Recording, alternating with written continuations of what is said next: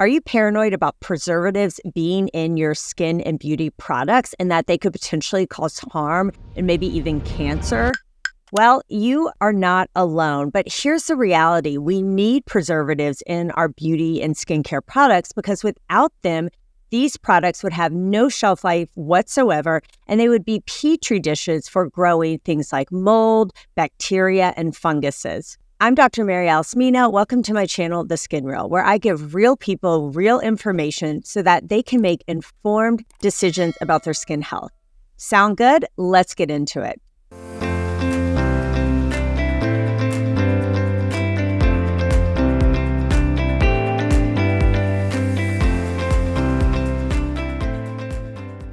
This is my weekly recap episode where I break down my key takeaways from my most recent interview.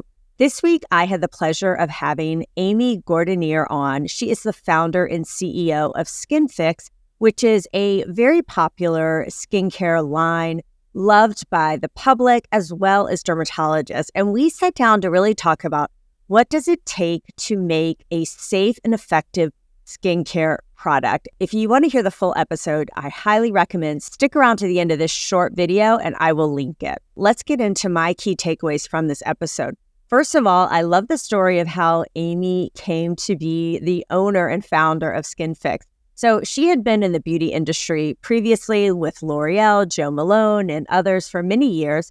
And she actually thought she was going to be taking a break from the beauty industry, but she happened to move to Canada and she was in Halifax and she met a woman who had this amazing healing balm that had been in her family since 1870. And it actually was created by her great something grandfather, Thomas Dixon, who was a pharmacist who created this healing balm for some of the people he saw coming in with certain skin conditions. And people just loved this healing balm. They felt like it could cure almost anything. And so when Amy heard about it and started looking at what the actives were in it, she realized that this really was some good stuff. And she actually ended up buying the business from this family with the recipe, and that was the creation of SkinFix. But today, SkinFix is really a skincare line that's known for more than just beauty. It's actually meant to really help heal the skin, which is something I really love about their message, that it's more than just the superficial and aesthetic concerns. It's actually really healing the skin from the inside out. And of course, I'm a big fan of that. There are a couple of things that I want to highlight. Number one is that it's so important not to just follow trends. I should also mention I am not affiliated with SkinFix. I am not being paid or sponsored by them. I just really enjoyed having this candid, honest conversation with Amy, and this is a company that I actually do believe in and I do recommend for my patients. But again, no monetary affiliation or anything like that whatsoever. But what SkinFix does, and I think a lot of companies that dermatologists recommend, is that they aren't focusing on the trends. And I say this all the time because these trends, they come and go. And the purpose of these trends is to get us to buy stuff, right? I mean, I see this all the time in the fashion industry. Bell bottoms are in, then skinny jeans are in, and then now we're back to flare and bell bottom again, and everything cycles again and again. But you don't have to follow every trend, right? Okay, the low-rise jeans, I know they're coming back. The thin eyebrows, they're probably coming back too. I'm not going to be a part of it. I did that in my early 20s. I am done with that. It's not the right look for me, and I'm going to just say no, thank you, and pass on that. That's what you got to do with your skincare too. You have got to just stick with what your skin really needs and ignore the noise out there. You do not need to follow every trend. And I like that SkinFix is not trying to follow every trend out there, that they create their products for specific needs, and they determine this from having a close relationship with dermatologists who will tell them, hey, I'm noticing my patients with rosacea have this problem, or my acne patients have this problem. So again, focusing on products that treat your particular skin needs and avoiding the trends is going to save you a lot of money and time and frustration. The other thing that we talked about is the importance of partnering with ingredients and not against them. Now, we are in the clean beauty era, right? I just think a company can't survive, an aesthetic or skincare company can't survive nowadays unless they put the word clean on their packaging and in their marketing, right? It's just such a buzzword. Everyone wants to hear that word. But again, what does it really mean? Everyone's got different standards. There's Sephora clean, there's EWG clean.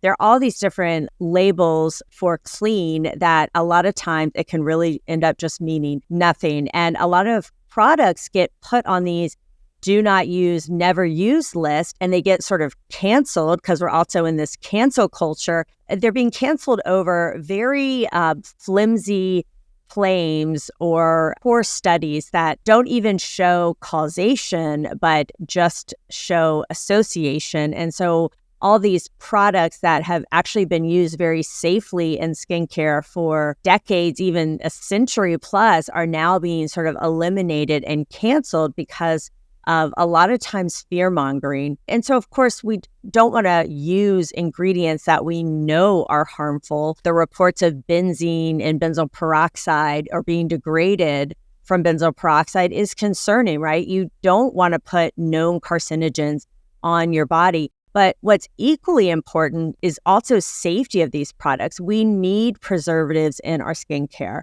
And if we aren't going to use the preservatives we've had for decades, then we're going to have to find new preservatives to use.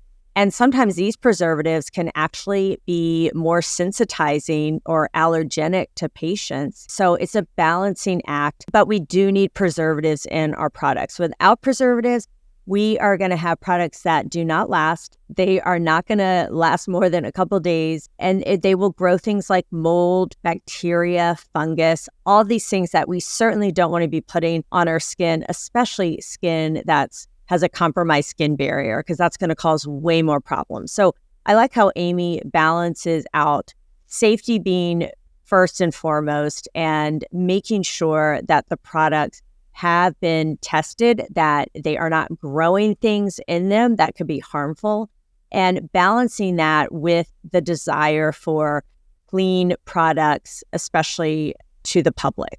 Another thing to keep in mind when you are looking for skincare products is I really encourage you to follow companies that believe in science, because science is everything. I'm not sure why we're going through a period in our society and culture where there's this sort of anti-science sentiments, but to me, science is everything. This is where theories get tested, the scientific method to prove and validate things. And the reality is everything has chemicals. Our bodies are made up of chemicals. Water is a chemical. So chemicals in and of themselves are not bad. Things made in a lab in and of themselves aren't bad. In fact, many, many times they are much, much safer for ourselves and our skin than a lot of these DIY, do it at home, food as skincare products.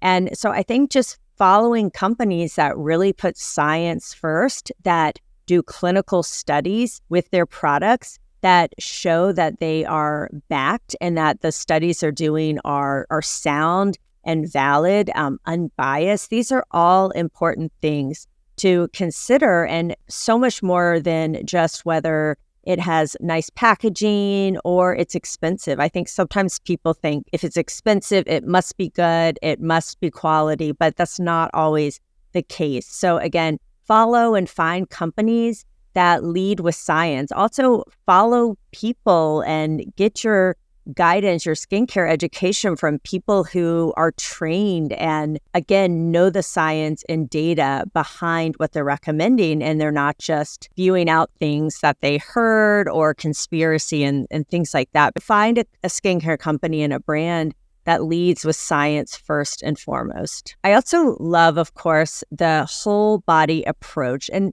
while skincare is so important, I think that's really like one of the foundations, you have to be realistic about what a cream can do and can't do. Now, I'm a huge fan of sunscreens and tretinoins, and I think these are amazing products, and I recommend them, of course. But there's a limit to what a cream can actually do if you're not taking care of your body from the inside out. So just know that if you can't buy a $200 eye cream and think it's going to wipe away all the lines around your eyes because you are not sleeping, you're drinking excessively, and you're very stressed out, right? That's just not going to work. So thinking of skincare as sort of the icing on the cake, taking care of your body inside out, and then using skincare products that can help any specific needs that you have in your skin as sort of the final finishing touches. And I like how Amy focuses with her brand on, again, treating actual skin needs with a focus on skin health over beauty and aesthetics. Because I always feel like that just comes naturally when you're taking care of your body and you're taking care of your skin health. Lastly, forget perfection and focus on progress. It's important to know that our skin is this living organ.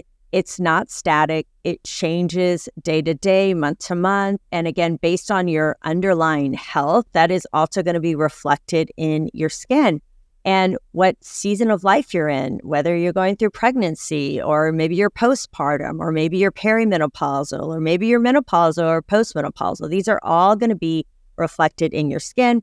And unfortunately today, we are so used to seeing filtered images of people, poreless skin, no lines, no wrinkles, and this is just not reality. So you need to be aware of that no product, no matter what, no matter how amazing, it's not going to give these unrealistic, digitized, highly edited, filtered images. So we have to remember what real skin looks like. And real skin is not always what we see portrayed on our news feeds and online or in magazines and all of that. So again, just knowing skincare and taking care of our body and using quality, effective products will help your skin look amazing. But again, it's not perfect. There's no such thing as perfect skin. It's all about progress. It's all about taking care of your health in general. And I always think you heal your body, you take care of your body, beauty and radiance reflected in your skin is going to follow.